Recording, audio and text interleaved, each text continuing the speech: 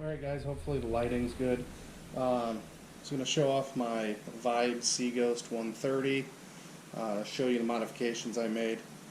I've been working on it all summer long, fall's coming on, so I wanted to get this video in before I put it away for the year. I'll show you some of the mods I have and let me know what you think in the comments.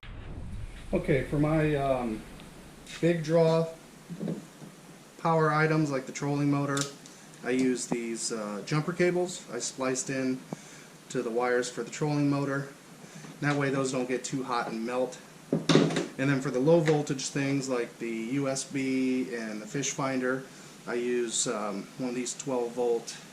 I got this at AutoZone. I'm not sure exactly what it's for, but I use that to power the low voltage stuff and have those on a separate circuit, but they all connect to the same battery.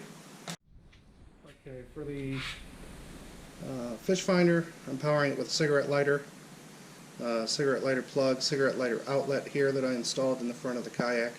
I installed another one here and drilled out the back. That way I can pull the transducer cable in, but it won't fall in case there's water inside. I won't get water on the end of that cable and corrode it. And then I have a backing that keeps that from falling through.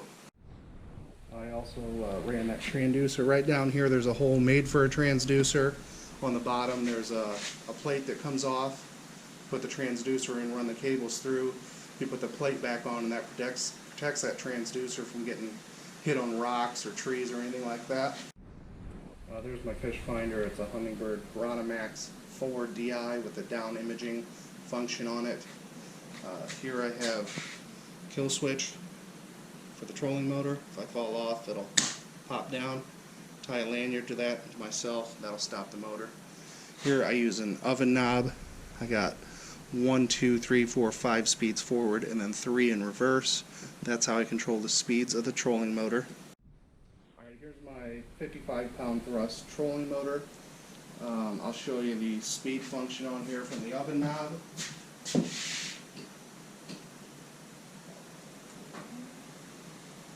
There's 2.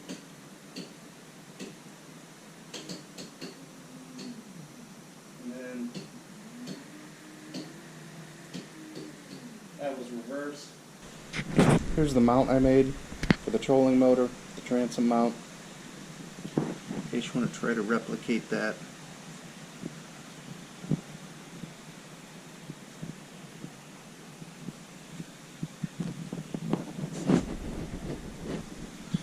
Underneath these screws in the plastic of the Kayak, they have brass nuts that are molded in, so you don't have to worry about that nut falling off into the Kayak and not being able to reach it. It's already pre-installed in the Kayak. I know you've probably seen a lot of mods where they steer the trolling motor with their toes on the toe controls, and I had that, and the steel cable running through here, it was wearing down on the pulley that's on those toe controls. So what I did is I got PVC pipe. I think I spent maybe $5 making this. Put caps on the end.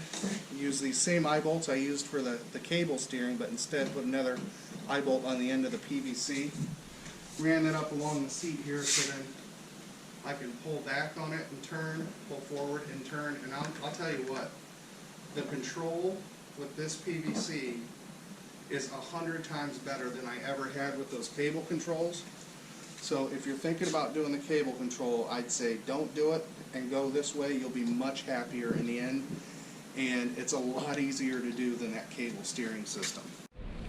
Okay, for the trolling motor, I took the handle and the whole unit that was on top off the motor, had those wires hanging out. I used this PVC elbow and like a watertight electrical gland, I guess they may be called. Ran wire, coated it in shrink wrap all the way to a trailer plug. I don't know if you can see that. It's a Reese trailer plug, 4-prong. And that closes down.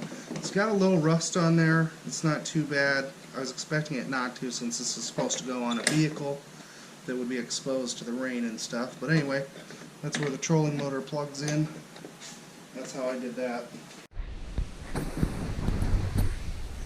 Behind the seat here, I have USB charger.